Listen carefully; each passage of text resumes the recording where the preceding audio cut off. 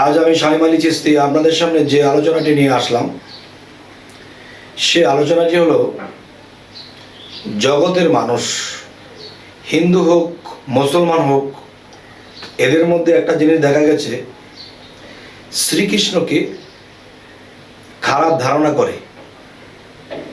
আঞ্চলিক ভাষায় তাকে এমন কিছু কথা বলে, তাকে লুচ্চা বলে। কেন বলে? সে তো একজন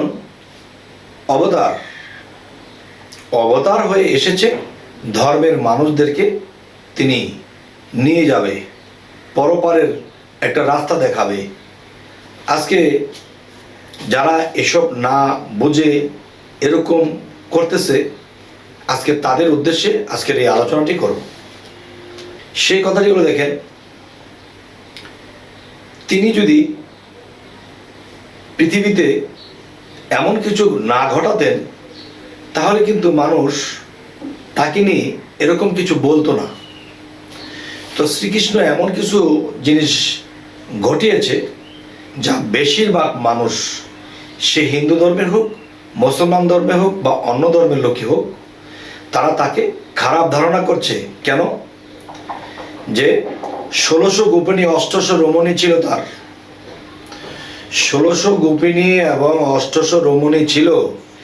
তিনি এতগুলো তার স্ত্রী লাগে, তার এতগুলো স্ত্রী কেন? তাহলে তার যে এতগুলো স্ত্রী কেন, এটা কিন্তু কেউ গোড়ায় হাতায় না। আর হাতাক বা না হাতাক, যত যুক্তি দেওয়া হোক, তার এতগুলো স্ত্রী থাকবে কেন? যে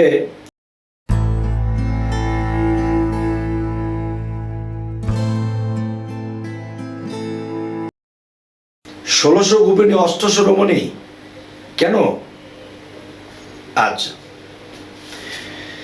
তবে দেখেন, আমি সকল ধর্মের লোককে সামনে রেখে আজকের এই আলোচনাটি করছি। অবশ্যই খেয়াল করে শুনবেন। যদি খারাপ লাগে জানাবেন, যদি ভালো লাগে জানাবেন।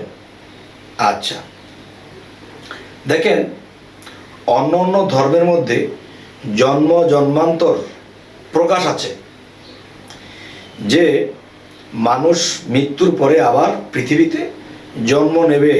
কিন্তু আমাদের ধর্মে, মুসলমান ধর্মে এটা ক্লিয়ার করে বলা হয়নি। কিন্তু মানুষের কর্মগুণে জন্ম নেবে এবং মৃত্যু গর্ভে জন্ম নেবে, এটা অন্য কৌশলে অন্যভাবে বলেছে, যা জ্ঞানী লোকেরা বুঝে নিচ্ছে।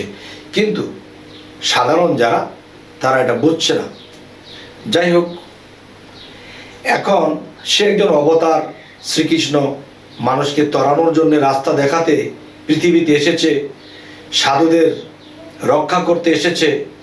আর যারা অসাধু বা খারাপ বা অসুর শয়তান, এদেরকে দমন করতে এসেছে বা মারতে এসেছে। সাধুদের শান্তির জন্য তিনি এসেছে। বুঝলাম তিনি একজন মহা অবতার, কিন্তু মহা অবতারের এতগুলো স্ত্রী দরকার কি? তিনি এত স্ত্রী কেন তার? তবে আমি একটি কথা বলবো, যে এই কথাটি অনেক মানুষের জ্ঞানের মধ্যে প্যাঁচ লেগে যায়, যার ফলে এই কথাগুলো প্রকাশ করে এবং তাকে খারাপ ধারণা করে। অনেকের কাছে আমি শুনেছি, রাস্তায় ঘাটে এখানে সেখানে চলেছি, চায়ের দোকানে শুনেছি যে লুচ্চা শব্দটি বলে থাকে। তো যে বলেছে সে আসলে শ্রীকৃষ্ণ কি জিনিস, ধর্ম কি জিনিস, সনাতন ধর্ম কি জিনিস এবং মুসলমান ধর্ম কি জিনিস, সে ধর্মই বোঝে নাই। তিনি অবতার কি, নবী কি, এটাও বোঝে নাই। যার ফলে এমন কথা বের হয়ে গেছে। এমনও কথা কেউ বলে যে আমি যদি তাকে দোষী করে থাকি এবং তাকে খারাপ উচ্চারণ করে তাকে কিছু বলে থাকি, তাহলে সে যদি এত তেজরি হয়, শক্তিশালী হয়, সে যদি ভগবান হয়, তাহলে আমাকে মারুক, আমাকে অ্যাকশন করুক, এটাও কেউ বলে। আর আমি বলবো কি জানেন, দেখেন, আমাদের দেশে প্রধানমন্ত্রী, সে কিন্তু সকল এমপি মন্ত্রীকে পরিচালনা করছেন, দেশকে পরিচালনা করছেন। তাহলে আমি বলবো, রাস্তা দিয়ে যখন একজন একটা রিক্সা চালিয়ে যাচ্ছে, রাস্তা দিয়ে একজন রিক্সা চালিয়ে যাচ্ছে, ভাঙা রাস্তা, এদিকে কাইত হয়ে যায়, ধাক্কা লাগে, চাক্কা বেঁকা হয়ে যায়, তখন রিক্সাওয়ালা প্রধানমন্ত্রীকে গালাগালি করতেছে, প্রধানমন্ত্রী আমাদের রাস্তাটা ঠিক করলো না, খারাপ ভাষায় একটা কথা বলতেছে। তখন একজন গণ্যমান্য আরেকটু উচ্চ লেভেলের মানুষের সাথে বললো যে দেখো, এই রিক্সাওয়ালা প্রধানমন্ত্রীকে গালমন্দ করেছে। তখন প্রধানমন্ত্রীর কানেও এটা গেছে। কে বলেছে? এক রিক্সাওয়ালা। বাদ দাও। তার মানে কি? আল্লাহকেও ফেরেশতারা বলেছিল, হে আল্লাহ, পৃথিবীর অনেক মানুষ, যে দুনিয়াতে অনেক মানুষ বসবাস করে, অনেক দুঃখ কষ্টে পড়ে হোক, বেজালে পড়ে হোক, যেভাবে হোক, হে আল্লাহ, আপনাকে ইমুক দেশ থেকে, ইমুক গ্রাম থেকে একটা মানুষ আপনাকে বকাঝকা করেছে। তখন আল্লাহকে যখন বলা হলো, তখন আল্লাহ কি বলল? যে দেখো, সে যে স্তরের মানুষ, তার বকা বা সে যে মন্তব্য যেটাই করুক, এটা আমি আল্লাহ পর্যন্ত পৌঁছায় না। যদি পৌঁছাইতো তাহলে তাকে অ্যাকশন নেওয়া হতো। তার মানে কোনো রিক্সাওয়ালার কথায় প্রধানমন্ত্রী তাকে অ্যাকশন নিতে আসবে না। যদি আমাদের মধ্যে এমপি ছিলেন যিনি, তিনি হলো সাবের হোসেন চৌধুরী, সে যদি একটা কিছু বলে তাকে অ্যাকশন সাথে সাথে নেওয়া হবে। একটা রিক্সাওয়ালা বলেছে, মশা মেরে আমার কামানটাকে নষ্ট করব। আল্লাহ এরকম কারো কথা এরকম ধরে না। যদি ধরতো তাহলে তারা মরতো। শ্রীকৃষ্ণ অবতার, শ্রীকৃষ্ণ ভগবান যাই কিছু বলেন, যে 16,800 তার গোপিনী ছিল, 800 রমণী ছিল, যাই হোক, এখন অনেক মানুষ বিভিন্ন ধর্মের এবং হিন্দু ধর্মের লোকেদের মধ্যে, তারা হিন্দু জন্মের হলেও তারা কিন্তু এটা বোঝে না। তাকে এ কথাটা বলে বসে, তার চরিত্র ভালো থাকলে কি এতগুলা স্ত্রী থাকতো? দেখেন, আপনি যে বিবাহ করেছেন, আপনি কিন্তু আপনার একটা স্ত্রীর ডাবরানি খেয়ে তার মন জোগাতে, তার সংসারটা গুছিয়ে রাখতে, বাজার করে এনে দিতে আপনি হিমশিম করছেন। একটা স্ত্রীকে নিয়ে আপনি ঠিক থাকতে পারছেন না। আর তিনি 1600 গোপনী 800 রমণীকে নিয়ে তার কোনোদিন ভেজাল হয়নি। এবং কোনো একজন দেবতা যখন বলেছিল, হে শ্রীকৃষ্ণ, আপনার একটা স্ত্রী আমাকে দিয়ে দেন, তখন তিনি কি বলেছিলেন? যে দেখো, আমার একটা স্ত্রী তুমি নিবা, আচ্ছা, তবে আমার স্ত্রী যে কক্ষের মধ্যে বাস করে, তুমি যে কক্ষে যাবা, সেই কক্ষে যদি আমাকে দেখতে পাও, তাহলে তুমি সেই কক্ষে যাবা না, সেই স্ত্রী নিতে পারবে না।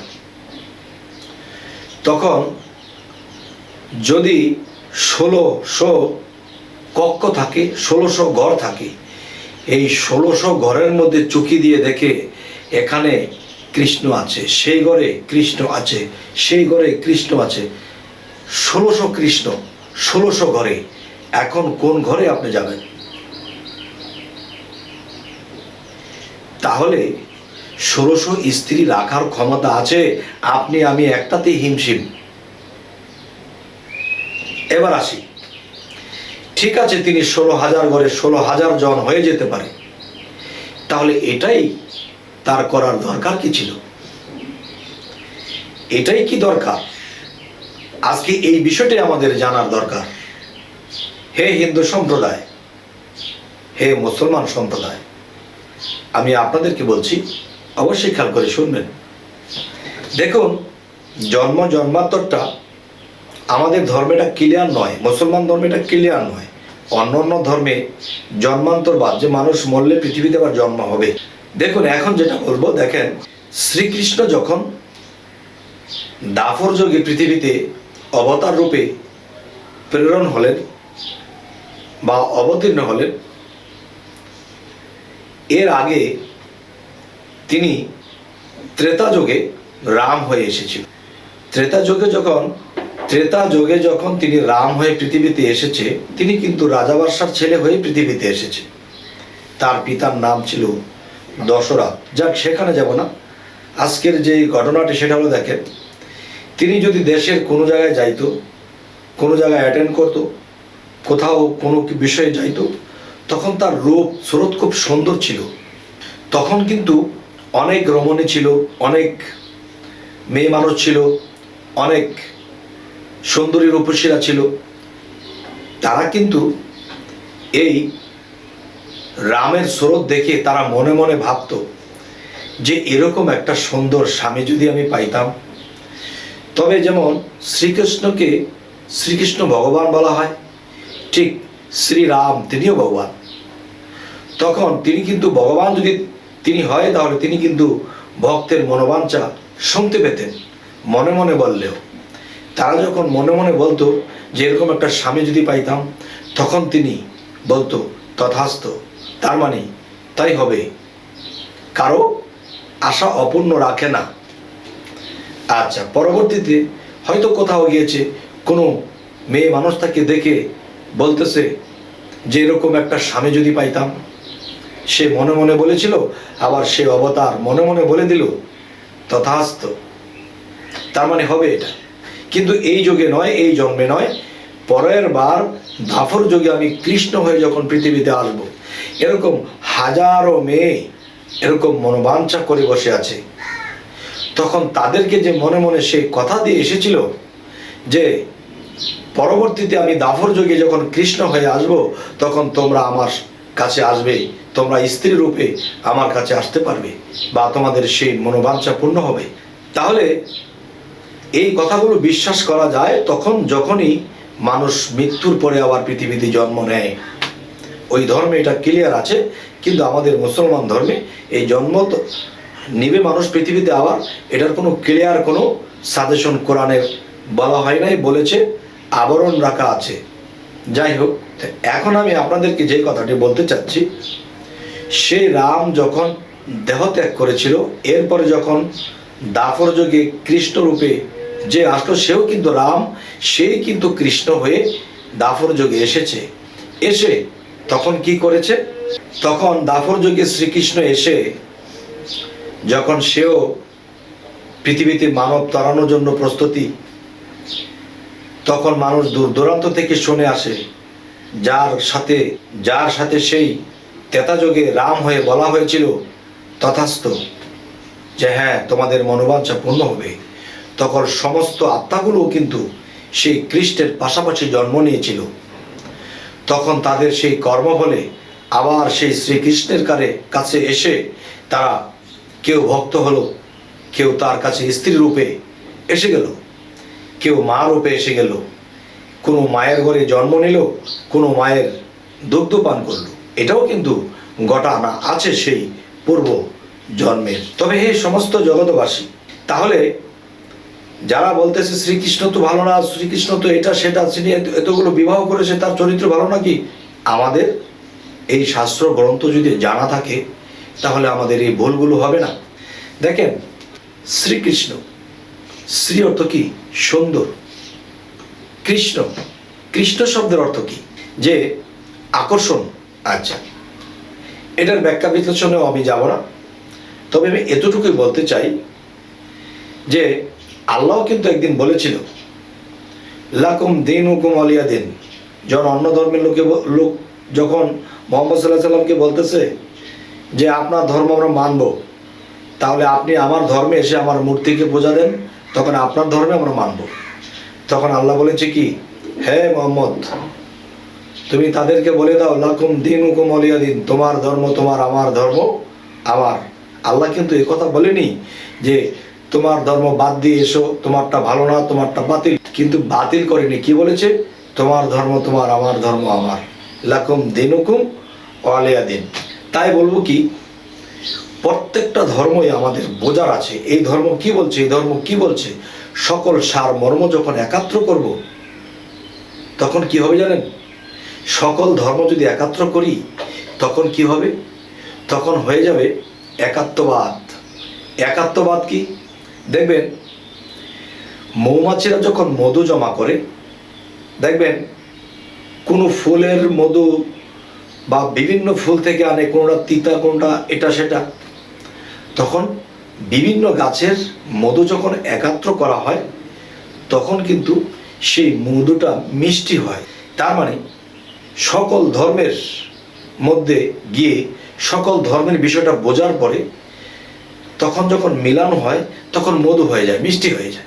যাক, আজকের যেই মূলত আলোচনাটা করতে চাচ্ছি সেটি হলো যে যারা শ্রীকৃষ্ণকে একথা বলে তার চরিত্র এটা সেটা, তো আমাদের মধ্যে যদি আসি তাহলে আকাশ, জমিন, পাতাল এই তিনটা স্তর মিলালে তখন 14টা স্তর হয়। 14টা স্তরই সৃষ্টি, আর সৃষ্টিতে কি নারী শক্তি। তাহলে এই 14 ভুবন কিন্তু হযরত মুহাম্মদ সাল্লাল্লাহু আলাইহি সাল্লাম বিরাজ করেছিলেন। তখন বিরাজ করতে গিয়ে 14টা স্তরকে 14টা স্ত্রী বোঝানো হয়েছে বাহ্যিকভাবে। তখন কি হলো, আমরা যদি বলি মুহাম্মদ সাল্লাল্লাহু আলাইহি সাল্লাম ভালো না, তিনি 14টা বিয়ে করেছে, আসলে কিন্তু বিষয়টা এখানে নয়। এরপরে